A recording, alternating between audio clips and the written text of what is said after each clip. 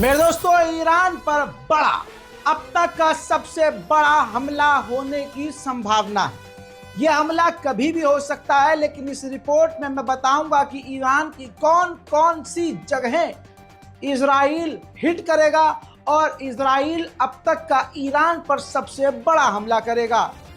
हजरात, अगर आप हमारे चैनल पर नए हैं तो रजाग्राफी अनस्क्रिप्टेड हमारे इस चैनल को सब्सक्राइब कीजिए। दोस्तों, CNN और वॉर एक्सपर्ट के मुताबिक 10 जगह और हमारे जो ईरानियन कॉन्टैक्ट्स हैं उनसे भी हमने वेरीफाई किया है, तो ईरान में इसी चीज़ की हलचल है कि इन जगहों पर इजराइल हमला करेगा।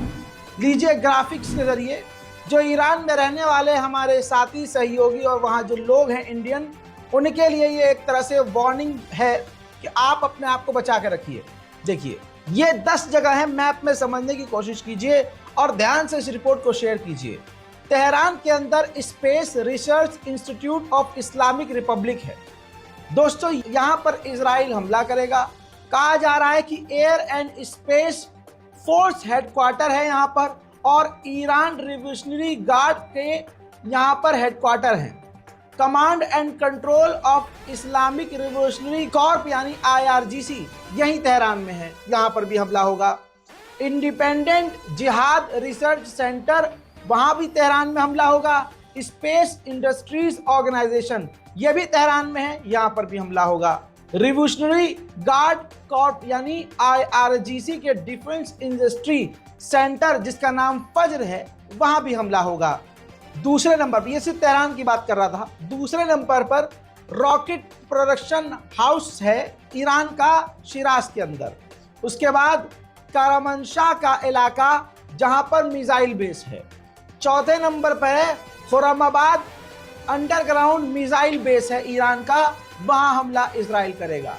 पांचवी जगह है सिमनान खुमैनी स्पेस सेंटर, वहां पर इजराइल हमला करेगा। छठी जगह है इस्फहान, रॉकेट वेयर हाउस है, यहाँ पर बहुत भारी मात्रा में ईरान यहाँ रॉकेट रखता है, वहां हमला करेगा। चाबहार, जी हाँ, 7वीं जगह चाबहार ईरान के अंदर स्पेस पोर्ट पर भी इजराइल हमला करेगा। अराक का इलाका है जो कि 8वें नंबर पर है, ये लॉन्च करने की साइट है, यहाँ 1 अक्टूबर से हमला किया था। 9वीं जगह है यानी 9th जगह है तबरीज, यहाँ पर ईरान का मिसाइल बेस है, यहाँ भी ईरान हमला करेगा। हजीबाबाद यानी यहाँ पर भी 10वें नंबर पर ईरान का मिसाइल बेस है, इजराइल यहाँ भी हमला करेगा। देखिए, मैंने आपको मैप लगाकर दिखाया है, मैप में भी डिटेल थी, और 10 एक जगह का, हर जगह का नाम लेके मैंने बताया है। रिपोर्ट को शेयर कीजिएगा, ये अहम जानकारी है। CNN ने भी यही दावा किया और CNN ने ही ये तमाम चीज़ें बताई हैं, और ईरान में भी ये चीज़ कंफर्म की जा रही है कि ईरान के ऊपर इन जगह पर ही इजराइल हमला करेगा। इजराइल अब तक का ईरान पर सबसे बड़ा हमला करने की तैयारी में है।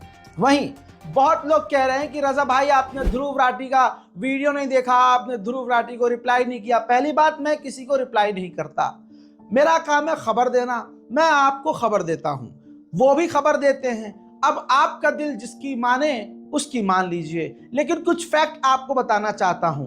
ध्रुव राठी में कोई बुराई नहीं है, ध्रुव राठी एक बढ़िया बंदा है, ध्रुव राठी जबरदस्त वीडियो बनाते हैं, लेकिन यहां पर उनकी मजबूरी समझिए। आइए कुछ फैक्ट पर बात करते हैं। हजरात मोहतरम, इजराइल का साथ सबसे आगे कौन दे रहा है? अमेरिका के बाद बताइए, जर्मनी से ज्यादा कोई भी इजराइल को सपोर्ट नहीं कर रहा है। हाल यह है कि जर्मनी के अंदर जो फिलिस्तीनी प्रदर्शनकारी हैं, उन पर आंसू गैस के गोले दागकर प्रदर्शनकारियों को गिरफ्तार किया जा रहा है। हत्ता कि जो फिलिस्तीनी रुमाल साफा है वो भी किसी के पास देख लिया जा रहा है तो गिरफ्तार करके जेल में ठूस दिया जा रहा है।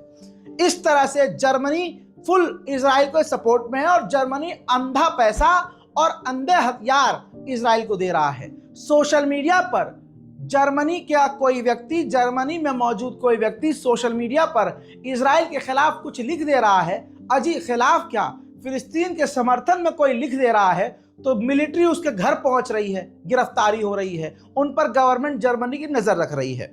यह बात आपको पता है, और पिछले पूरे आप 8-9 महीने से ये तमाम चीजें देख रहे हैं। ये बात मानते हैं ना? इसमें कोई झूठ तो नहीं बोल रहा हूं मैं। जर्मनी का हाल मैं आपको रोज दिखा रहा हूं। अब हमारे ध्रुव भाई कहां रहते हैं? हमारे ध्रुव राठी साहब रहते हैं जर्मनी में। हो गया क्लियर। समझिए, जर्मनी में अगला इंसान रहता है जो देश खुलकर इजराइल का सपोर्ट कर रहा है। ऐसे में जर्मनी में बैठकर ध्रुव राठी भैया अगर ईरान के खिलाफ नहीं बोले और मान लीजिए कि इजराइल के खिलाफ बोल गए या इजराइल का समर्थन नहीं किया, फिलिस्तीन गाजा पर हो रहे नरसंहार का समर्थन नहीं किया, दबे अल्फाजों में ईरान के जितने भी जो प्रॉक्सीज है उसको खुल्लम खुल्ला भाई साहब ने आतंकी संगठन कह दिया। लेकिन यह नहीं बताया कि वो जो संगठन जिन्हें वो आतंकवादी कह रहे हैं वो लड़ किस लिए रहे हैं।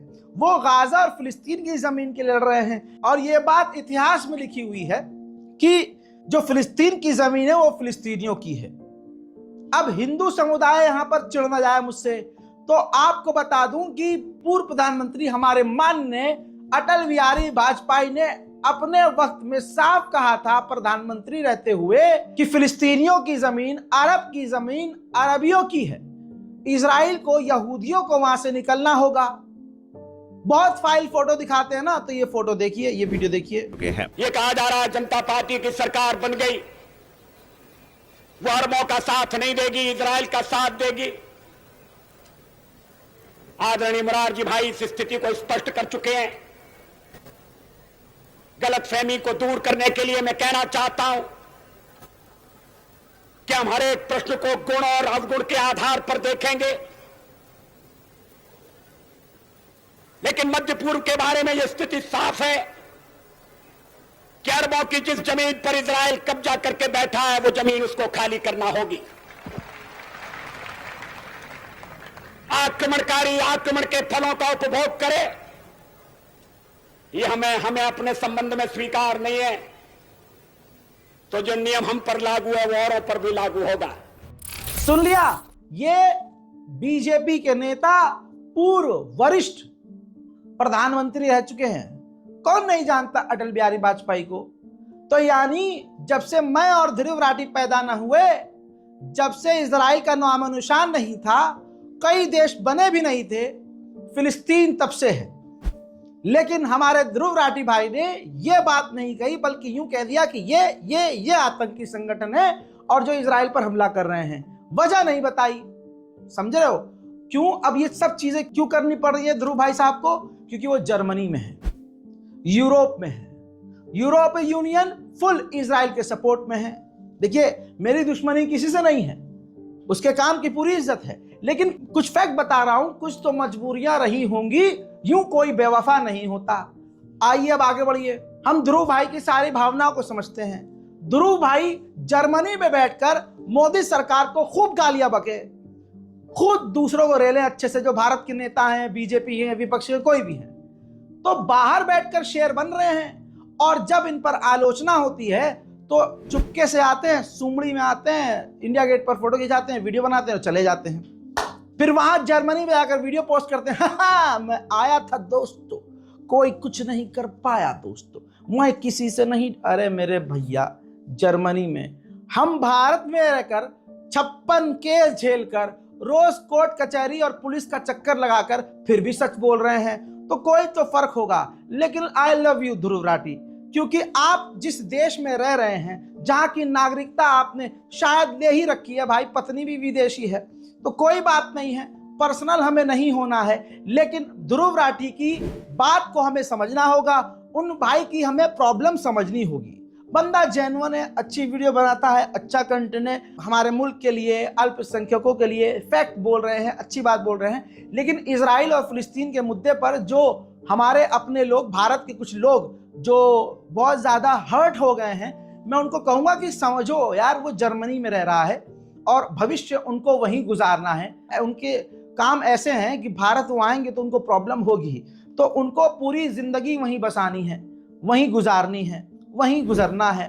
तो भाई इस चीज को हमें समझना होगा। साथ ही यूरोपीय यूनियन ने अगर कोई कदम उठा लिया तो चैनल ही बंद हो जाएगा। अब सोचिए, मेरा तो एक छोटा सा चैनल है, बीच में डिलीट हुआ था, समझ में नहीं आ रहा था क्या करूं। उन भाई का इतना बड़ा चैनल है, कुछ ऊंच नीच हो गई, क्योंकि यूरोपीय यूनियन के जो लॉ हैं वो यूट्यूब वाले वहां के लिए अलग हैं, भारत के लिए अलग हैं,